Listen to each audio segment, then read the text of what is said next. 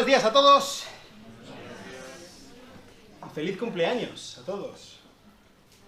Hoy es Pentecostés, hoy es el cumpleaños de la iglesia. Así que muy feliz cumpleaños, iglesia. Iglesia de Cristo. Llevamos ya 3 semanas desde que vimos el primer capítulo de Jonás. Así que hoy vamos a retomar por donde lo dejamos. Simplemente para que lo sepáis. Nosotros creemos que Dios inspiró la Biblia en sus manuscritos originales, ¿vale? En las lenguas originales, por los autores originales. Eso significa que hay algunas cosas en tu Biblia que no son inspiradas por Dios. Bueno, en español no está inspirado nada, ¿vale? Eso, para empezar, tenemos las traducciones y tal, podemos estar muy confiados en la labor de los que han estudiado los manuscritos y los que han traducido, y puedes confiar en que la Biblia que tú tienes es lo más parecido a la palabra de Dios, a los manuscritos originales de lo que puede ser, ¿vale? Pero hay algunas cosas que no estaban, y una de ellas son los numeritos que tienes, ¿vale? De los capítulos y los versículos. Eso ha habido gente después que se lo ha puesto, y está muy bien porque nos ayuda mucho a organizarnos y a buscar este texto y tal, y tal. Pero, por ejemplo, el otro día lo dejamos en el versículo 16 del primer capítulo. Hoy arrancamos del versículo 17 del segundo capítulo y seguimos con todo el segundo capítulo. O sea, del versículo 17 del primer capítulo y seguimos con todo el segundo capítulo. Para los judíos, en la Biblia hebrea, el segundo capítulo empieza con nuestro primer capítulo, versículo 17. Y yo creo que tiene mucho más sentido. Es por eso que vamos a empezar. Vamos a ver todo el segundo capítulo, pero arrancamos con el último versículo del primer capítulo, ¿vale? Simplemente para retomar, como han pasado 3 semanas, vamos a intentar ponernos estos como si veis una serie, ¿no? Entonces, anteriormente, Jonás era este profeta de Dios, que Dios le dio el encargo de ir a Nínive a predicar contra ella, porque Dios había visto la maldad de los ninivitas, ¿vale? Entonces, Jonás no quiso cumplir el mandamiento que Dios le había dado y se fue en la dirección opuesta. Se cogió un barco y se fue hacia Poniente, hacia España. Y Dios no estaba nada contento con esta decisión de Jonás de rebelarse en su contra, así que envió una gran tormenta, que los marineros no sabían qué estaba ocurriendo, una tormenta tremenda, arrojaron toda la carga, estaban orando cada uno a su Dios y no sabían qué ocurría, pero Jonás no se estaba enterando de nada, estaba durmiendo en la bodega del barco, hasta que le fueron a despertar, estuvieron intentando ver cómo podían hacer. Jonás les dijo: he sido yo, es mi Dios el que está cabreado, mi Dios es el creador y tiene el poder para traer esta tormenta, y entonces si me tiráis al mar todo va a estar bien. Los marineros intentaron salvarlo, pero al final obedecieron a Jonás, y ellos vieron que en el momento en el que echaron a Jonás en el mar, las aguas se calmaron, la tormenta cesó, y ellos vieron que Dios, el Dios de los judíos, desde luego que era el Dios creador, el Dios máximo, el Dios digno de adoración, y le hicieron votos, sacrificaron en nombre de Dios, y confiaron y temieron al Dios de los judíos. Pero, ¿qué ha pasado con Jonás? Sabemos que se salvaron los marineros, pero Jonás, ¿qué pasa con él? Lo último que sabíamos de él es que le habían tirado al mar en medio de una tormenta feroz, ¿vale? Pues eso es lo que vamos a ver en este segundo capítulo, así que vamos juntos a leer a partir del capítulo 1, versículo 17, y hasta el final del capítulo 2, ¿vale? Y el Señor dispuso un gran pez que se tragara a Jonás, y Jonás estuvo en el vientre del pez 3 días y 3 noches. Entonces oró Jonás al Señor su Dios desde el vientre del pez, y dijo: en mi angustia clamé al Señor, y Él me respondió. Desde el seno del Seol pedí auxilio, y tú escuchaste mi voz. Pues me habías echado a lo profundo, en el corazón de los mares, y la corriente me envolvió, todas sus encrespadas olas y tus ondas pasaron sobre mí. Entonces dije: he sido expulsado de delante de tus ojos, sin embargo, volveré a mirar hacia tu santo templo. Me rodearon las aguas hasta el alma, el gran abismo me envolvió, las algas se enredaron a mi cabeza, descendí hasta las raíces de los montes, la tierra con sus cerrojos me ponía cerco para siempre, pero tú sacaste de la fosa mi vida, oh Señor, Dios mío. Cuando en mí desfallecía mi alma, del Señor me acordé, y mi oración llegó hasta ti, hasta tu santo templo. Los que confían en vanos ídolos su propia misericordia abandonan. Mas yo, con voz de acción de gracias, te ofreceré sacrificios. Lo que prometí, pagaré. La salvación es del Señor. Entonces el Señor dio orden al pez, y éste vomitó a Jonás en tierra firme. Vamos a orar. Señor, muchas gracias por esta historia, por esta oración de Jonás. Te pedimos que tú nos ayudes, que tú nos impactes, que tú nos enseñes por medio de esta situación, de esta oración de Jonás, y que tú nos ayudes a tomar buenas decisiones en el día de hoy. Te lo pido en el nombre de Cristo. Amén. Pues, los marineros habían echado a Jonás al mar. Y vamos a ver después que Jonás no estaba pasando un buen rato, ¿vale? Jonás estaba pasándolo bastante mal cuando estaba en el mar. La cosa es que dice que el Señor dispuso a un gran pez para que se tragara a Jonás. Cuando habla esta palabra, este verbo que el Señor dispuso, se utiliza otras 3 veces en el capítulo 4. En este libro 4 veces se usa. Y todas las veces habla del control que Dios tiene sobre la naturaleza, el control soberano que Dios tiene sobre las fuerzas naturales. Aquí habla de una bestia marina, ¿no? De este tremendo pez. Imaginaos lo grande que tiene que ser un pez para que se coma a un señor, ¿vale? Y le tenga, no como un tiburón que lo mastique y se lo coma a cachitos, no, vivo, dentro, entero, ¿vale? Y viva 3 días ahí dentro. Tremendo pez, ¿no? Y también en el capítulo 4 nos habla en el versículo 6 del control que Dios tiene sobre las plantas, en el capítulo 4, versículo 7, sobre las criaturas, sobre los bichos, sobre los gusanos, y en el versículo 8 sobre el viento. Entonces, ya empieza este capítulo haciéndonos ver con claridad que Dios es el que tiene el control, como vimos en el anterior capítulo, ¿verdad? Sobre esta tremenda tormenta que se desató. Él tiene el control sobre las circunstancias y Él le dijo a este pez, terrible, tremendo, grandísimo, tú vas y te comes a ese señor que está ahí. Y fue el pez y se lo comió de un bocado y lo tragó. En el Próximo Oriente, ya lo vimos un poco cuando estábamos hablando del profeta Daniel, pero el concepto del mar no era un buen concepto, ¿vale? Y es que el mar es un lugar inseguro, el mar es un lugar de tormentas, de tempestades, de bestias marinas. A mí no me gusta nada el mar, ¿vale? O sea, si queréis otro día os cuento una historia que me pasó, no quiero ni verlo. No me digas, qué bien, nos vamos de Gandía. Pues te vas tú, yo me voy a Béjar, ¿vale? Tranquilamente. ¿Por qué? Porque el mar, es que, madre mía, el mar, bicharracos y tormentas y cosas. Yo estoy mucho más a gusto en mi pueblo. Entonces, en general, incluso el concepto que tenían del mar no era simplemente un lugar inseguro, sino que allí habitaban el dios del mar, los cananeos lo llamaban Yam, que significa mar, pero en sí también era una personificación de un dios terrible, de una serpiente marina. Rahab, el Leviatán, fíjate, el Leviatán, lo hemos hablado alguna vez cuando estábamos en las clases de la Academia Bíblica. Salmo 74, 13 y 14, dice, tú dividiste el mar con tu poder, quebraste las cabezas de los monstruos de las aguas. Aquí están, son temibles, son terroríficos. Tú aplastaste las cabezas del Leviatán, este monstruo marino terrible, terrorífico, enorme, inmenso, que se nos come. Lo diste por comida a los moradores del desierto. Dios tiene control incluso sobre las bestias marinas más temibles. Dice en el Salmo 104, 26, dice, allí surcan las naves, hablando del mar, y el Leviatán que hiciste para jugar en él. Todas estas bestias que eran tan temibles y tan abominables y tan, madre mía, que son dioses para nosotros, no podemos hacer nada en contra de ellas. Cuidado con el mar, cuidado, territorio peligroso, devora hombres. Bueno, pues para Dios todas estas bestias son como un cachorrito, ¿no? Que lo ha hecho para jugar, le tira la pelotita, ahí va el Leviatán detrás y tal, y le da una chuletilla. Es un cachorrito que juega en mis manos. Esas son las grandes bestias marinas. Dios es tan soberano, Dios es tan grande, es tan poderoso, que incluso todos estos dioses y bestias que para nosotros son tremendos, y tenemos muchísimo miedo, para Dios son nada, absolutamente nada. Juguetea con ellos, son sus cachorritos, y no tienen ningún miedo. Es decir, no hay que tener ningún miedo a todas estas cosas, no hay que tener miedo a absolutamente nada. No temas a nada si temes al Señor. Es así, Él está por encima de todo. Entonces, estas bestias del caos, este gran pez del mar, obedeció al Señor. Dios le dijo, ve, trágate a eso. Sí, Señor, allá voy. Y fue.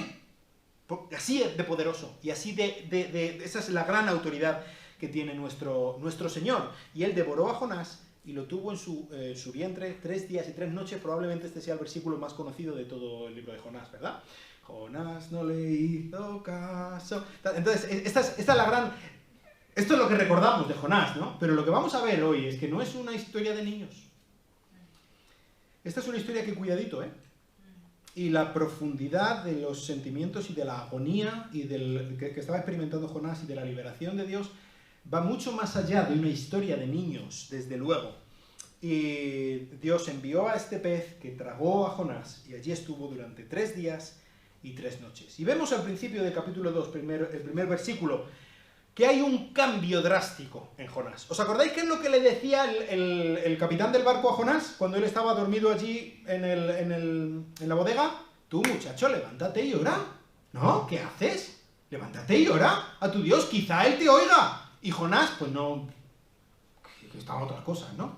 Pues, ¿qué hizo cuando estaba en el medio del mar? ¿Qué hizo cuando estaba todo que iba a morir? Pues oró. Específicamente, bueno, esta oración dice que la hizo Jonás cuando ya lo había devorado el pez, ¿vale? Entonces él estaba en el vientre del pez y durante estos 3 días, 3 noches, no sabemos en qué punto de este tiempo, pero él alzó su voz, alzó su corazón, su mirada a Dios y oró y dijo: en mi angustia clamé al Señor. Esta agonía que él estaba experimentando. ¿De qué angustia está hablando Jonás?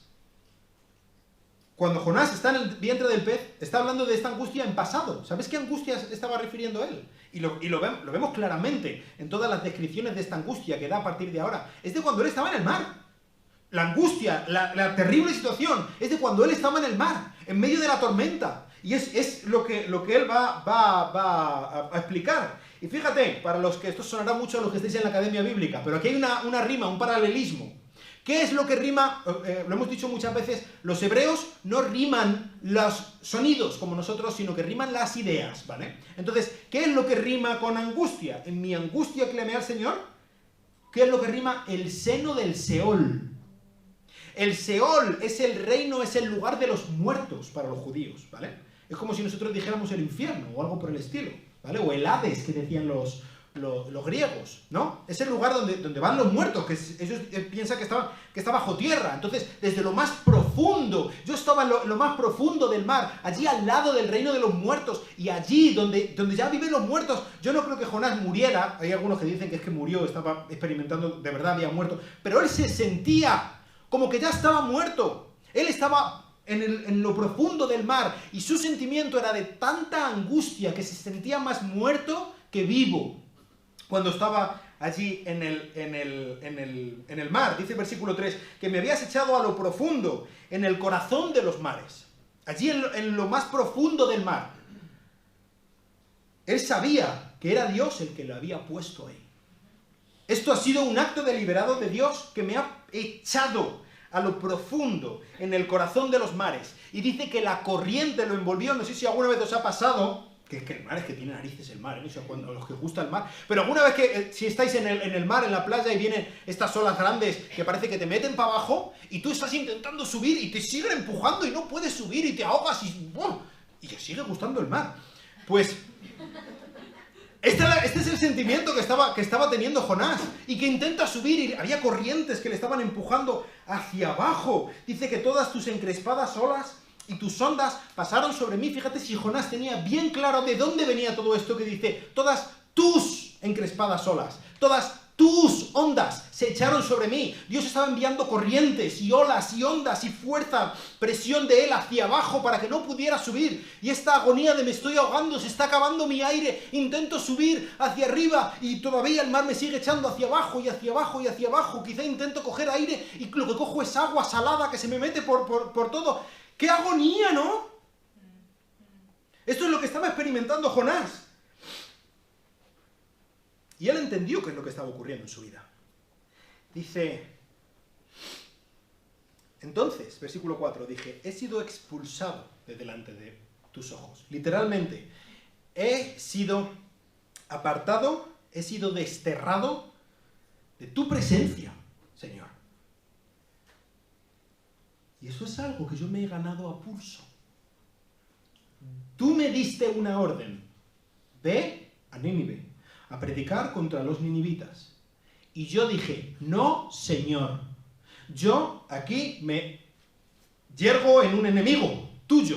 No voy a obedecer tu voluntad. Golpe de estado en contra de la autoridad de Dios. ¿Cuál es lo natural que va a hacer Dios con él? Desterrarlo de su presencia.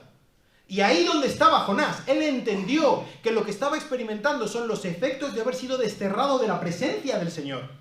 Decía en el siglo pasado el escritor C.S. Lewis que hay algunas personas que se quejan contra Dios diciendo ¿por qué un Dios bueno mandaría a gente al infierno? ¿No puede sencillamente dejarlos en paz? Y él decía, bueno amigo, es que dejarlos en paz, que Dios te deje en paz, eso es exactamente el infierno. Eso es lo que es el infierno. El ser echado de la presencia de Dios, con todo lo bueno que Dios es. Él es todo lo bueno que hay en este mundo, todo lo bueno que hay en la tierra. Eso es Dios. Si eres desterrado de la presencia de Dios, no vas a una barbacoa, amigo. No vas a pasarlo bien. Allí con toda la gente que sabe divertirse, rock and roll, ¿no? Sexo, drogas y rock and roll, alguna cosa por el estilo. No. Todo lo peor que puedes imaginar, eso es ser echado de la presencia del Señor. Y eso es lo que estaba entendiendo Jonás. Yo pensaba que estaría bien fuera de tu presencia, y ahora estoy experimentando lo que significa estar fuera de tu presencia. Es esta agonía, es estar en el reino de los muertos, estar fuera de tu presencia. La máxima separación de Dios. Pero en este momento él tomó una decisión, y este es el giro en el que pivota absolutamente este capítulo y el libro de Jonás. Aunque yo haya sido expulsado, desterrado de la presencia del Señor, porque me lo he ganado a pulso, volveré a mirar hacia tu santo templo. Y él conocía la Biblia, Jonás conocía muy bien su Biblia. Por ejemplo, cuando habla en el versículo 2, en mi angustia clamé al Señor, esto es exactamente lo mismo que dice, por ejemplo, Salmo 18.6, en mi angustia invoqué al Señor. El Salmo 118.5, en medio de mi angustia invoqué al Señor. Él estaba orando, conociendo su Biblia, ¿vale? Él no oraba tonterías que se le iban ocurriendo. Él sabía lo que decía la Biblia y estaba orando conforme a esto. Y él sabía que el rey Salomón, que había construido el templo de Dios, el templo en Jerusalén, cuando en el primer libro de los Reyes, capítulo 8, está orando el rey Salomón, pidiendo a Dios que bendiga ese templo, esa obra que él había hecho. Él no se hacía ilusiones, él sabía lo que significaba ese templo y lo que no significaba, ¿vale? Y él decía, ¿morará verdaderamente Dios sobre la tierra? Es que Dios va a venir y va a vivir en este templo como pensaban que ocurrían los otros dioses. ¿Qué estupidez más grande, ¿no? Como el Dios creador, el Dios que lo llena todo, dice, he aquí los cielos, y los cielos de los cielos no te pueden contener, cuánto menos esta casa que yo he edificado. No, aquí no es donde va a vivir Dios, pero sí que tiene un sentido esta casa que yo he edificado. Y es que, cuando el pueblo de Dios, peque y sea castigado por ti, y ellos oren mirando hacia este templo, tú les vas a escuchar, los vas a perdonar y los vas a restaurar. Y eso es exactamente, Jonás sabía esto. Y es por eso que él dice, aunque yo haya sido desterrado de tu presencia, cuyos efectos estoy experimentando ahora mismo, yo me acuerdo de que aunque yo no sea fiel, tú sí lo eres. Yo me acuerdo de que tú cumples tus promesas y yo hoy decido mirar a tu santo templo, acordarme de las promesas de Dios y agarrarme a esta misericordia inmerecida que yo tengo, porque tú sí eres fiel, aunque yo no lo sea. Y entonces él habla a partir del versículo 5 de esta liberación que él experimentó cuando estaba en medio del mar. Dice el versículo 5, otra vez estaba metido en su agonía, en su desesperación, en este momento de su muerte, ¿no? Me rodearon las aguas hasta el alma. Mi misma alma estaba rodeada de aguas. También esta palabra, alma, puede significar garganta. Y creo que él está queriendo decir las dos cosas. Mi alma estaba angustiada pensando que me moría, pero es que también mi garganta estaba rodeada. Habla luego al final de este versículo que las algas se habían enredado en mi cabeza. Ya no solamente en la presión, son las olas, las ondas, las corrientes que le estaban empujando hacia abajo. Tan abajo estaba que se había enredado mientras que estaba intentando salir en algas. Y no podía salir. ¡Qué desesperación, por favor! Y hasta su misma alma dice que estaba rodeada. No había ninguna esperanza. a la vista, el gran abismo me envolvió. Dice que descendió hasta las raíces de los montes. La cosmovisión judía era que en lo más alejado del mar, todo lo más alejado del océano que puede haber, ahí estaban las raíces, las bases de los montes, desde donde salían los montes que se veían al final. Entonces, un poco la idea que está transmitiendo Jonás es que él estaba tan lejos de la tierra, tan metido en el mar como es posible, fuera de toda esperanza de que alguien le pudiera ayudar. No había ayuda a la vista. Es imposible que nadie pudiera llegar a donde él estaba para ayudarle. Incluso habla de los cimientos de la tierra, o sea, de los cerrojos. Dice, la tierra con sus cerrojos me ponían cerco para siempre. Los cerrojos de la tierra es algo así como las lindes o los límites que Dios puso a la tierra para que no se eche sobre el mar. Él puso los cerrojos del mar y los cerrojos de la tierra, es decir, él puso límites a lo que es tierra y lo que es mar, ¿vale? Así que no, los límites de la tierra impedían que la tierra viniera a ayudarme. Yo estaba metido en el mar y mi salvación estaba en llegar a la orilla, pero no podía llegar a la orilla y la orilla no vendría hacia mí. No había salvación a la vista, absolutamente nada. Y como muchas otras veces en la Biblia, hay una expresión que lo cambia absolutamente todo. Aquí dice, pero tú. Muchas otras veces lo vemos, quizá la más paradigmática, la más clara, cuando el apóstol Pablo, él está describiendo la terrible situación de la humanidad, que estábamos muertos en nuestros delitos y pecados, que por naturaleza éramos hijos de la ira, que no había esperanza para nosotros. Dice Efesios capítulo 2, versículo 4, pero Dios, que es rico en misericordia, por causa del gran amor con que nos amó. Jonás había desobedecido a Dios, Jonás había sido infiel, Jonás cosechaba los frutos de su rebelión en contra de Dios, de haber sido desterrado por méritos propios de la presencia del Señor. Pero tú, dice Jonás, no has sido como yo. Tú sacaste de la fosa mi vida. Tú me has salvado a pesar de lo que yo merecía. No me has salvado porque. No. Me has salvado a pesar. Yo no merecía nada de ti más que tu destierro, que tu condena, que la muerte, que ya tenía ahí, la tenía ahí, al alcance de la mano. Pero tú eres fiel. Yo soy infiel, yo soy malvado, yo soy injusto, yo soy rebelde, pero tú eres bueno, tú eres misericordioso. Yo ya tenía mi vida por vendida, por acabada, sentenciado, pero tú. Entonces entró en acción el mayor poder de todo el universo. Entonces entró en acción la misericordia de Dios. Este libro, Jonás, hablábamos que es el triunfo de la gracia de Dios. Aquí la vemos, triunfando sobre el pecado, sobre la muerte, sobre la rebeldía. Tal fue la liberación que Jonás experimentó, que dice que a partir de aquí el Señor será Dios mío. Cuando, versículo 7, mi alma desfallecía, del Señor me acordé. Cuando estaba en ese momento de agonía, ya el oxígeno se estaba acabando de mi cerebro, la angustia estaba nublando absolutamente todo. En ese momento dice que del Señor me acordé. Cuando habla de me acordé, está hablando de un acto mental, ¿vale? Es una decisión que él tomó. Y desde luego que no tuvo mucho tiempo para tomar esta decisión, ni ponderarla, ni meditarla mucho. Él se estaba ahogando, ¿vale? Su tiempo se estaba acabando así, segundo a segundo. No tenía, y quizá los segundos se le iban en intentar deshacerse de las algas o de las ondas que le estaban empujando hacia abajo. Pero en este momento él tomó una decisión. Él miró hacia este templo. Dice que mi oración llegó hasta ti, hasta tu santo templo. Este es el momento. Quizá luego veremos que aún le quedaba mucho por mejorar y por madurar a Jonás, ¿verdad? Pero este fue un antes y un después, un cambio drástico en la vida de Jonás. Y esto fue porque en medio de su angustia él tomó una decisión. Él se acordó. ¿Qué significa que se acordó? Quiso centrar su atención en algo. ¿En qué? Mi Dios es fiel. Mi Dios es bueno. Mi Dios tiene el control.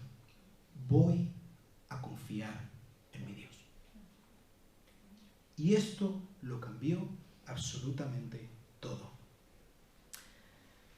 Dice que cuando esto ocurrió, la oración llegó hasta Dios. Ahora, ¿cuál fue la salvación que Dios le dio? Él está hablando de esta salvación en pasado, cuando está en el vientre de la ballena. La angustia de Jonás fue por estar en el mar. Él se estaba ahogando en el mar. La salvación divina fue el pez. Pensamos que el pez es lo que Dios utilizó para juzgar, para sentenciar, para condenar a Jonás y hacérselo pasar mal. Pues ahora te enteras, 3 días aquí metido. No. Él se estaba ahogando, él estaba muriendo en el mar, no podía salir. Y entonces Dios providencialmente, misericordiosamente, le dijo a esa ballena, ve y salva a mi profeta. Ve y sálvalo. La salvación fue el pez. ¿Entiendes? No el mar. O sea, no fue su condenación. La condenación era el mar. Ahí estaba él alejado de la presencia del Señor. Y Dios envió al pez para que lo salvara. Y él, estando en el pez, entendió, desde luego la situación en el pez no era maravillosa, ¿eh? No es un chaletón ahí el pez, tenía jacuzzi y todo. No, estaba mal, y estaría incómodo. Quizás hasta le picaban los jugos gástricos, qué sé yo. No era bonito estar dentro del pez. Pero él estaba vivo. Tenía motivos para agradecer a Dios. Después de todo lo que había hecho, después de lo que se había sentido de saber que la muerte estaba ahí, estaba vivo, estaba respirando. Y él entendía que el estar en el vientre del pez era como la prenda, era como el testigo, el testimonio de que Dios iba a consumar su salvación, devolviéndolo a la tierra firme. Así que, estando en el pez, desde luego en una situación que no era cómoda, no era bonita, no era limpia, ni higiénica, ¿vale? Pero estaba vivo y era la prueba de que Dios había respondido su oración y iba a responder aún más profundamente, de una manera más definitiva, su oración. Y él se plantea, en los versículos 8 y 9, son la última estrofa de esta poesía que Jonás dedica, y aquí él empieza a pensar un poco, adentrarse un poco en qué es lo que había ocurrido con su vida, e intentar sacar alguna lección práctica para su vida. Y él dice, los que confían en vanos ídolos. Literalmente, cuando aquí dice vanos ídolos, no sencillamente habla de ídolos como una estatua, ¿no? Como si decimos, los que confían, pues allí en Béjar, en la Virgen del Castañar, ¿no? Alguna cosa por el estilo. Pero yo no confío en una estatua, así que yo ya estoy bien. No, literalmente son vanidades huecas, ¿vale? No se limita a estatuillas, ¿eh? Los que confían en vaciedades. Los que confían en cosas que no son. ¿Os acordáis los de la academia? Vanidad de vanidades, ¿no? Los que confían en lo que no funciona. Están en contra de su propia misericordia. La están abandonando. Jonás está hablando de lo que él había hecho, ¿eh? Está hablando de su hipocresía pasada. Los que confían en cualquier otra cosa que no es el Señor, cualquier otra cosa que no te va a ayudar, los que confían quizá en cosas buenas, pero cosas buenas a las que en nuestro corazón les estamos dando cosas, les estamos dando lealtad y atribuciones que solamente le competen a nuestro Señor. Los que confían en su familia. Los que confían en ellos mismos. Cosa más actual, ¿no? Confía en ti mismo. Hijo mío, confía en ti mismo. Sí, verás dónde vas. Los que confían en su trabajo, en sus propias fuerzas, en su salud. Los que confían en vaciedades, en cosas huecas, vacías. Están abandonando su propia misericordia. Dios tiene algo grande preparado para ti. Dios tiene un plan, te ha creado con un propósito. Y si tú estás confiando en lo que no debes, estás yendo en contra de todas las misericordias y todas las bendiciones que Dios tiene preparado para ti. ¿Sabes? Estás yendo en contra de Dios, desde luego, pero esto no te sale gratis. Estás yendo en contra tuya, propia. El confiar en algo que no es Dios es igual a ir buscando tu propia ruina. Estás abandonando la misericordia que Dios tiene para ti. Esto es lo que Jonás está entendiendo. Yo he confiado en algo que no es Dios y por lo tanto he ido derecho a mi propia ruina y aquí estoy. Fíjate, qué sitio más bonito estoy. Por mi propia decisión rebelde. Yo he intentado confiar en algo que no es Dios y mira dónde estoy. Los que confían en cualquier otra cosa que no sea el Señor están abandonando su propio bienestar, sus propias bendiciones. Mas yo, dice, con voz de acción de gracias, te ofreceré sacrificios. Él está celebrando, recordando, anunciando. Esto lo ha hecho Dios, no lo ha hecho otro. Y yo voy a vivir en base a ello. Él es el que me ha salvado. Yo lo voy a afirmar. Y yo voy a ofrecerte sacrificios. Y no solamente ofrecerte sacrificios, dice, lo que prometí, pagaré. ¿Os acordáis qué es lo que hicieron los marineros cuando vieron que de verdad Dios es el que manda? Ofrecieron sacrificios e hicieron votos. Esto es lo que Jonás está diciendo. Él va con un poco de retraso a los marineros, estos paganos marineros malísimos, ¿no? Y el teólogo pues va siguiendo su estela. Pero finalmente Jonás, él afirmó, él dijo, yo voy a intentar vivir a la altura del llamado de la vocación que Dios me ha dado. Como profeta del Señor, yo voy a obedecerle, yo voy a intentar vivir a la altura de lo que Él ha hecho por mí. Y termina con la frase, que es el resumen, es el lema de todo este libro. La salvación es del Señor. Le pertenece a Él y a nadie más. Tu salvación le pertenece al Señor. Él es el que trae una salvación completa y absoluta a tu vida. Él es exactamente lo que tú y yo necesitamos. Y en el último versículo, la acción se retoma de donde había quedado en el último versículo del primer capítulo, porque Dios le da orden al pez después de 3 días y 3 noches de vomitar. Vomitar, ¿vale? La palabra hebrea también es bastante asquerosa, ¿no? En el sentido de vomitar. Nos acordamos mucho de Jonás y tal, pero no nos acordamos del pobre pez, que no debió ser cómodo tener 3 días y 3 noches a un señor dentro del estómago, ¿vale? Así que sería un alivio cuando Dios le dijo, ve y vomítalo, y él, bueno, fue y lo vomitó en la playa, en la costa, y finalmente se consumó la salvación de Dios hacia Jonás. Jonás oró, dando gracias a Dios por su salvación, incluso antes de que la salvación se hubiera terminado. Y esto también expresa la fe de Jonás. Él no confió en Dios a pesar de la realidad, sino que él se basó en la realidad pasada para confiar en Dios de su fidelidad hacia el futuro. Y esto es algo que también nosotros debemos aprender. Ahora, ¿de qué podemos aplicar a nuestras vidas de esta historia de Jonás? Pues puede ser que tú estés atravesando, y si no lo vayas a atravesar en un futuro cercano, una situación muy difícil y muy incómoda, en la que quizá los cimientos donde estás basando tu vida se tambalean, quizá una situación de salud, quizá de algo en lo que has depositado muchas esperanzas que de repente ves como no se va a conseguir, no lo vas a tener, quizá la persona que quieres te ha traicionado, quizá te tratan mal, sin derecho. La situación de Jonás era una situación difícil, angustiosa, y puede ser que en cierto sentido tú y yo nos sintamos identificados. Desde luego no con la situación literal de Jonás, ¿no? Aquí no estamos así metidos en el mar y con las algas en la cabeza y tal. Pero podemos atravesar situaciones muy difíciles y muy angustiosas en nuestra vida. Recuerda, el pez no fue el instrumento de castigo para Jonás. El pez fue el instrumento de liberación para Jonás. Y puede ser que eso que tú estás atravesando y que no entiendes y que estás levantando quizá el puño delante de Dios y diciendo, ¿por qué haces esto? ¿Por qué me castigas con esto? No sea el instrumento de castigo de Dios hacia ti, sino un instrumento de liberación. Que Dios está usando tu dolor para tu bien. Para hacer que vuelvas a mirar, no al templo en Jerusalén, sino a Cristo. Para que tú mires al que es de verdad la fuente de tu salvación. Muchas veces Dios hace que nuestras vidas se tambaleen y se resquebrajen para que nosotros recordemos que le necesitamos a Él.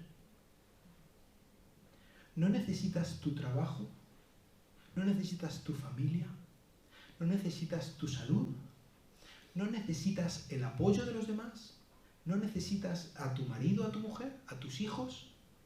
Y son cosas buenas y está bien, pero lo que necesitas es a Cristo. Y muchas veces Dios está como un buen padre, interesado en nuestro bienestar, en nuestra santidad, y para obtener nuestra santidad tiene que podarnos. Y como un padre que nos ama, tiene que azotarnos para que nosotros aprendamos, rectifiquemos y podamos recordar, tomar la decisión de confiar en el Señor y no en nada más que hay a nuestro alrededor. Así que la próxima vez que te venga la tentación de preguntarte ¿por qué, Señor?, cambia el por y pregúntale ¿para qué, Señor? ¿Para qué? ¿Para qué estoy en esta situación? ¿Qué quieres que aprenda? ¿De qué quieres que me arrepienta? ¿Cuál es el cambio que quieres que haga en mi vida? ¿A dónde quieres que mire? ¿Qué es lo que estoy haciendo mal? Examíname, Señor. Conoce mi corazón, pruébame, conoce mis pensamientos. Mira a ver si hay en mí camino de perversidad y cámbiame la senda. Guíame en el camino eterno. Tú eres la fuente de mi bien. Y si yo estoy poniendo mi confianza en lo que no es, en estos ídolos vanos, ayúdame a verlo. Elimínalos de mi vida, aunque el extirpar esos tumores duela. Claro que duele. Por supuesto que duele. Porque si estás poniendo tu confianza en algo que no es, de repente tu vida se tambalea. Pero es un dolor bueno. Es un dolor que sana. Así que si tú estás experimentando esta poda en tu vida, acuérdate del Señor. Agárrate, aférrate a Él, abrázate a Él y entiende que Él es la fuente de tu bien. Él y nada más, y nadie más que Él. Podemos seguir cuando estamos pasándolo mal. Podemos, como hacía Jonás, ¿no?, meternos en la bodega, como estábamos diciendo el otro día. Cuando lo que debemos hacer es volver nuestra mirada a nuestro Señor. Podemos perdernos, quizá en juegos, quizá en pornografía, quizá en ganar dinero, o en nuestro trabajo, o en cualquier cosa que pueda liberar nuestra mente, cuando lo que debemos hacer no es liberar nuestra mente, es centrar nuestra mente en Jesucristo. Centrar en la fuente de todo nuestro bien, de todas nuestras bendiciones. Si estamos haciendo cualquier otra cosa, si tú estás haciendo cualquier otra cosa, estás abandonando tu propia misericordia. Estás yendo en contra, estás cerrando la puerta a Dios para que no te bendiga. Y no lo hace Dios, lo estás haciendo tú. Nosotros, tú y yo, podemos tomar la decisión consciente de permitir la bendición de Dios o rechazarla. Y esto es algo que lo hacemos por estar confiando en Dios o dejando de confiar en Él para buscar sustitutos. Por muy buenos que sean estos sustitutos, en el momento en el que se erigen en el trono de nuestra vida, son ídolos vacíos, huecos, falsos y que traen nuestra propia destrucción. Jonás termina su oración diciendo: la salvación es del Señor. La salvación le pertenece a Él. El protagonista, como siempre, es el Señor. Jonás lo único que hizo fue poner su mirada en el Señor. El pez, pobrecito mío, el pez lo único que hizo fue obedecer órdenes. El que estaba aquí al mando era Dios, desde el principio. El que ha estado al mando es el Señor. Y la salvación depende de Él. Y quizá tú estás aquí hoy y piensas que si el día de mañana tú te encuentras con tu Creador, quizá literalmente el día de mañana, tú te encuentras con tu Creador y Él te dice: a ver, ¿por qué narices te voy yo a ti dejar entrar a mi reino? Tú le puedes decir que yo iba a la iglesia, leía la Biblia, era buena persona, pagaba impuestos, yo qué sé. La salvación le pertenece al Señor. La salvación no le pertenece a esta iglesia. La salvación no le pertenece a las buenas personas o a los que están concienciados con no sé qué ideología. La salvación no le pertenece... La salvación le pertenece al Señor. Única y exclusivamente al Señor. Así que, o bien te pones a cuentas con el Señor, o amigo mío, lo tienes crudo. ¿Y cómo te vas a poner a cuentas con el Señor? ¿Sabes esta palabra, esta expresión, la salvación es del Señor? Hay que cambiar muy poquito en el hebreo para que nos dé un nombre. Un nombre que significa salvación del Señor. Yahshua. Jesús. A Él le pertenece la salvación. Él es el que Dios envió para darnos nuestra misericordia. Él es el que Dios envió para pagar por nuestra rebelión. Él es el que Dios envió para darnos su justicia, para que nosotros podamos tener esta salvación que solamente le pertenece a Dios y que nos entrega por medio de su perfecto Hijo, Jesucristo. La salvación le pertenece a Él. Así que, amigo, ponte a cuentas con Jesucristo. Ahora mismo acude a Él. Pídele que Él te salve. Porque ¿sabes qué? Él salva. Da igual la situación angustiosa por la que estés pasando. Acude a Cristo. Da igual lo que pienses de ti mismo, de quién tiene la culpa de lo que está pasando, si es... Es que no... Acude a Cristo. Acude a Él. Por muy injusta que pienses que es la vida contigo, acude a Cristo. Porque necesitas a un Salvador. La situación de Jonás era la de un rebelde que sabía que merecía la muerte delante de Dios. Él se sabía con razón desterrado de la presencia de Dios y por lo tanto de todo el bien que hay en el mundo. Él lo sabía, estaba enfrentando las justas consecuencias de sus actos. Amigo, aquí es donde estamos tú y yo. Este es el punto en el que partimos. Tenemos que entender que necesitamos un Salvador. Un Salvador no de cualquier manera, el perfecto, el divino Salvador, a quien le pertenece la salvación, no a Mahoma o a Buda o a quien sea, ni al Papa de Roma, a Jesucristo, que es la manifestación de Dios, el Salvador, el Redentor del mundo. Tenemos que confiar en Él y tomar la decisión de acordarnos de este a quien le pertenece la salvación. No solamente para decir un día y hacer la oración, ¿no? Y Señor, sálvame y ya está. Necesitamos cada día esta salvación. Necesitamos ser salvos de nuestros propios errores, de nuestras estupideces, de nuestra rebelión delante de Dios. O cerraremos la puerta a nuestra bendición. Cerraremos la puerta a la salvación que solamente le pertenece a Él. Vamos a orar. Señor, muchas gracias por tu bondad hacia nosotros. Gracias por tu misericordia. Eres bueno. Te rogamos que tú toques el corazón de cada una de las personas que están aquí y nunca han tomado la feliz decisión de confiar en este a quien le pertenece la salvación, tu precioso Hijo Jesucristo, Dios. Te pido que tú nos ayudes en el día de hoy a hacer votos, como dijo Jonás, a recordar, a hacer sacrificios de alabanza, a entender que por gracia hemos sido salvados, que esto es un regalo precioso que tú nos das, por los méritos de Cristo y únicamente por la fe. Te pido que tú nos ayudes a vivir a la altura del llamado con que tú nos has llamado, Dios. Ayúdanos a vivir sabiendo que somos hijos del Rey de Reyes, del perfecto Señor, 3 veces santo. Somos tus hijos y como tal debemos comportarnos, Señor. Ayúdanos a obedecerte, ayúdanos a buscarte, a basar nuestra vida solamente en ti, Dios. Ayúdanos a recordar que solamente a ti te pertenece nuestra salvación, desde ahora y para siempre. En el nombre precioso de Jesús. Amén. Amén. Que Dios os bendiga.